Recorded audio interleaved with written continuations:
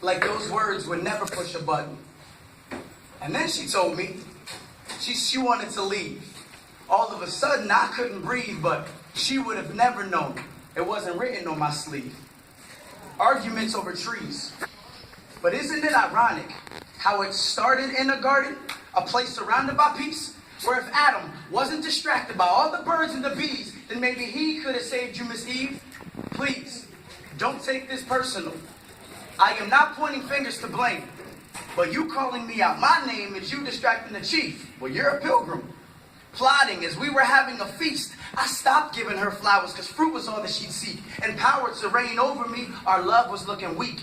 As weeks began to pass, desires began to sink. Arguments have increased. The love of money is evil. Another part of this tree she brings up consistently. You know what? I don't need you. I really don't. You do the math. Every relationship only works if it's equal. It's not like I'm out every single night with these people. It's like you and I apart are the only way that will last.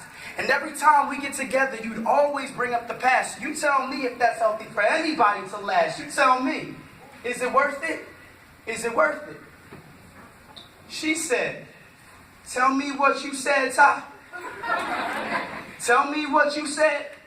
Come again with that nonsense that you spread.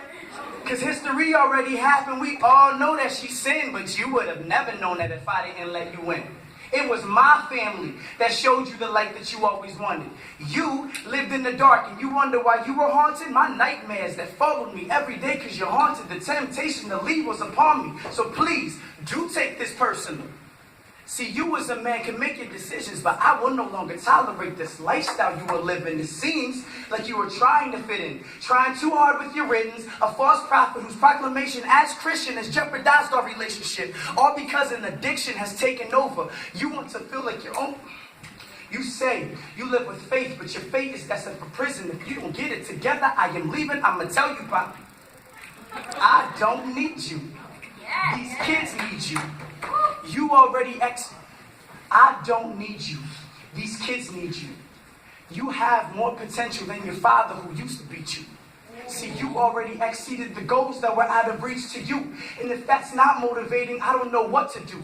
I have to keep it moving. I'm going to get through. So I'm going to need a little space just to see if it's true. Time to focus on me as a mother and my career. So I'm leaving because this is the only way I can prove. This is crazy. No, this was real. See, I was on the verge of losing my lady.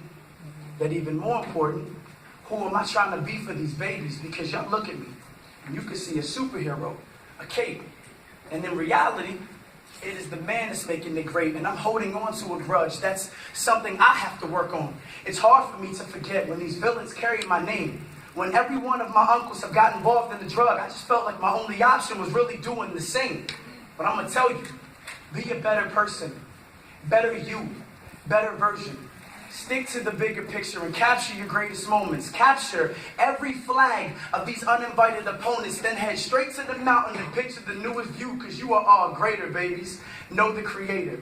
And while you're at it, say a prayer for your enemies. Do it with some compassion. Never give a gift expecting a reaction. I recall my son stopped me and said, "Excuse me, Dad. I wrote a letter that is personal for you." It read, "Thank you for everything that you've done for me." And I couldn't believe it. Honestly, a little speechless. And as you know, everything that happens is for a reason. You see, everything that we go through is similar to a season because it will pass. But family is something that I believe in, and having faith in the Lord is the only way that you'll see Him. You see, something good to remember is the importance of carpe diem. Focus on right now.